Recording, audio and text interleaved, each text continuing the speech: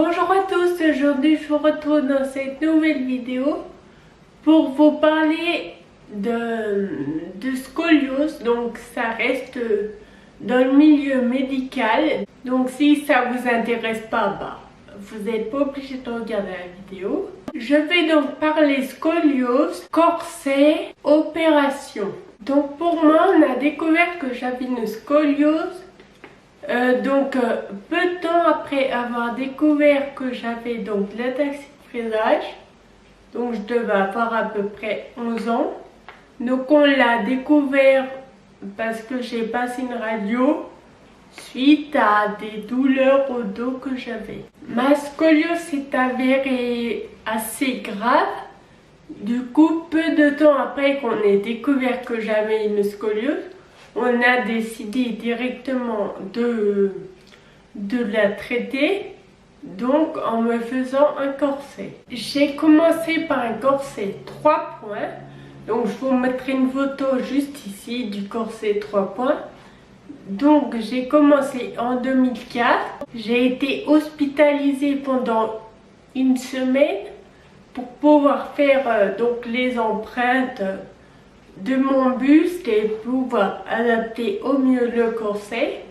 Donc je suis restée une semaine à l'hôpital à Lyon, donc c'est le centre des massues, et j'ai gardé le corset 3 points pendant 1 an. Malheureusement avec ce corset, on a remarqué qu'il n'y avait pas du tout d'évolution positive, il n'y en avait pas non plus des négatives, mais il n'y avait rien de positif.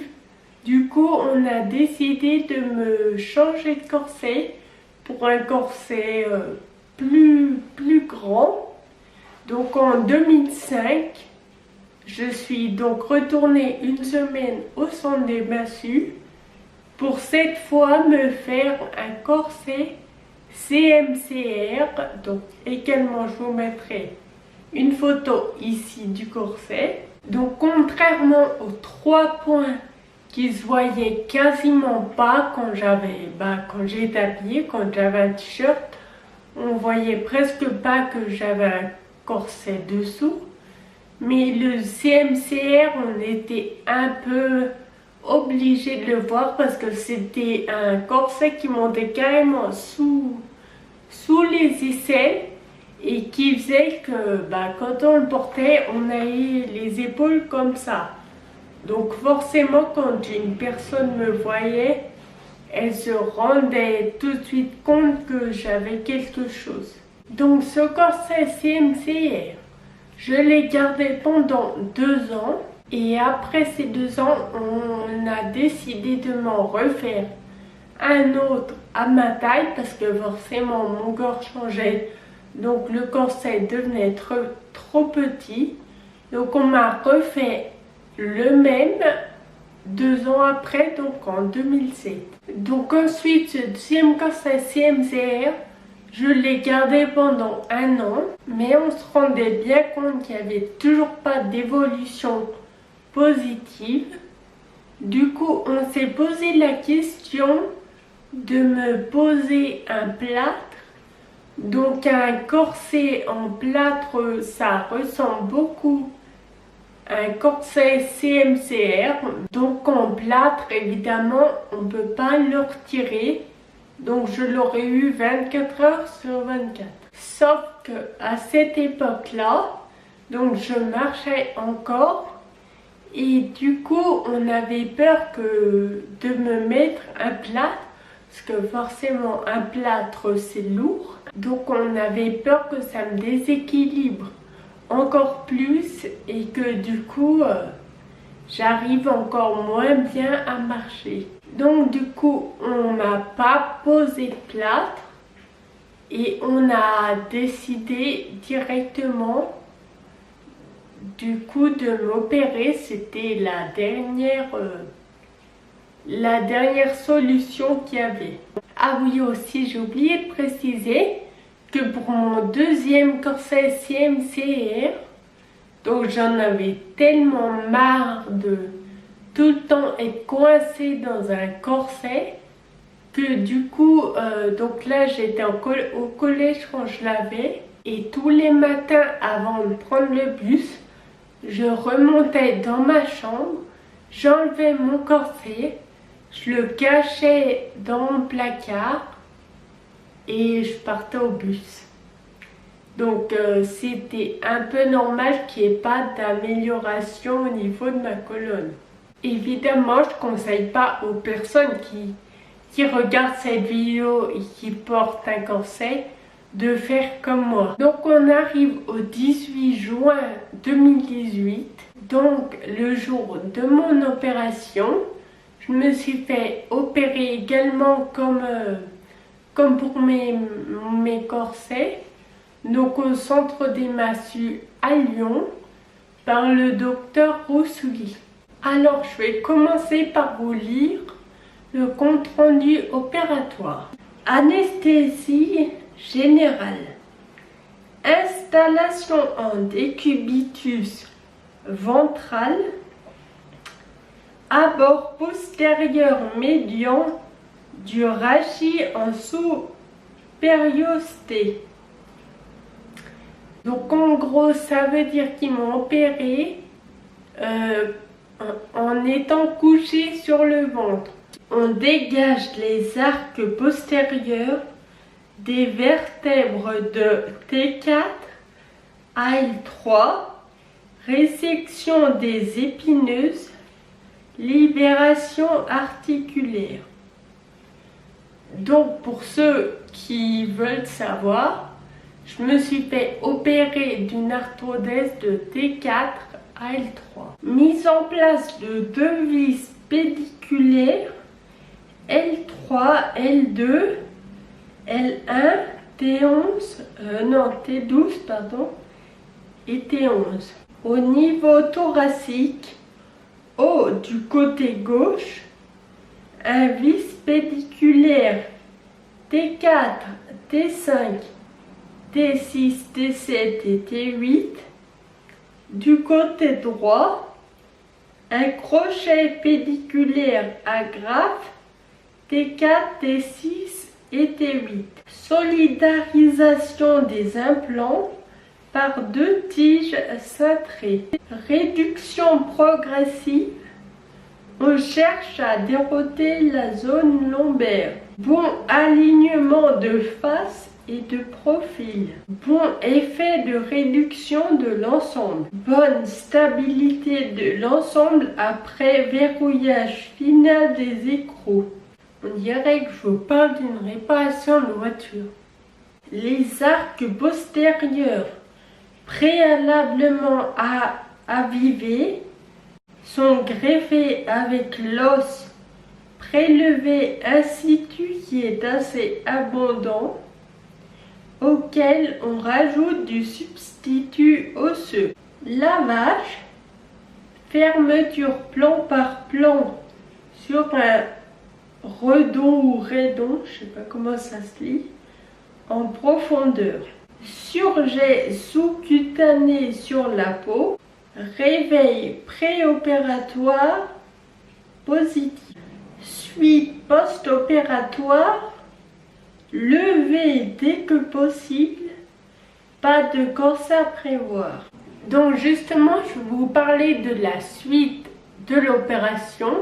Donc pour mon réveil. Donc normalement, je devais me réveiller genre direct à la suite de l'opération.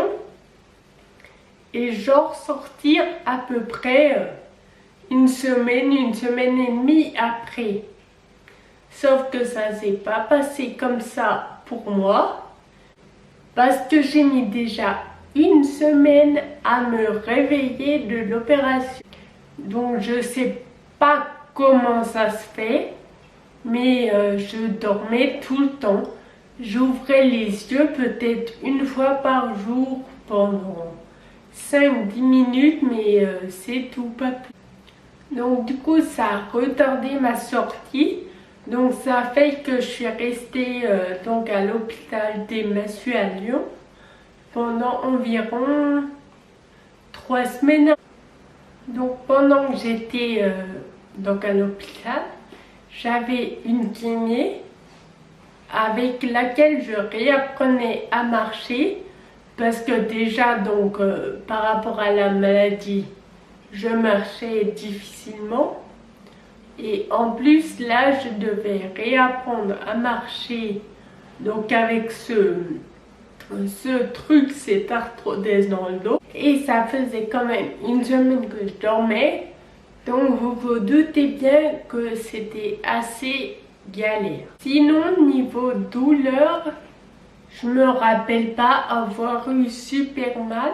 Forcément j'avais mal, j'avais des douleurs puisque je m'étais quand même fait opérer du dos. On m'avait vissé, on m'avait mis donc une arthrodèse, on a dressé d'un coup ma colonne vertébrale, donc forcément j'avais mal, mais à l'hôpital on me donnait tout ce qu'il fallait, j'avais de la morphine, des Doliprane, enfin j'avais tout contre la douleur, donc je me rappelle pas avoir eu archi mal à en pleurer. Donc après ça, après cette rééducation, on m'a autorisé à rentrer chez moi. Donc je suis rentrée et là, pendant à peu près 2 mois, c'était assez compliqué parce que j'arrivais pas à rester assise. J'étais gênée au fait. J'avais mal sans vraiment avoir mal. Je sais pas comment vous expliquer, mais oui, j'arrivais pas à rester assise. J'étais mieux allongée. Donc du coup, pendant pratiquement 2 mois, je suis restée allongée dans mon lit, là où j'étais le mieux. Et ensuite, au fait, chaque jour, je restais de plus en plus assise ou debout, et jusqu'à ce que ça passe. Et oui, alors ça, j'ai oublié de vous le dire, mais quand j'avais mes corsets, donc je faisais aussi du kiné. J'avais une séance de kiné par semaine pour ma colonne, où j'essayais de grandir mon buste pour que ma colonne se redresse. Enfin, je sais même pas trop ce que je faisais, mais je faisais les exercices que le kiné me disait. Et donc, quand je suis rentrée chez moi après l'opération, j'ai direct arrêté le kiné pour la scoliose, mais j'ai quand même continué le kiné, mais cette fois-ci pour la rééducation de la marche, donc kiné dû à ma maladie et plus à la scoliose. Donc aujourd'hui on est en 2019, je me suis fait opérer en 2008, donc ça fait 11 ans.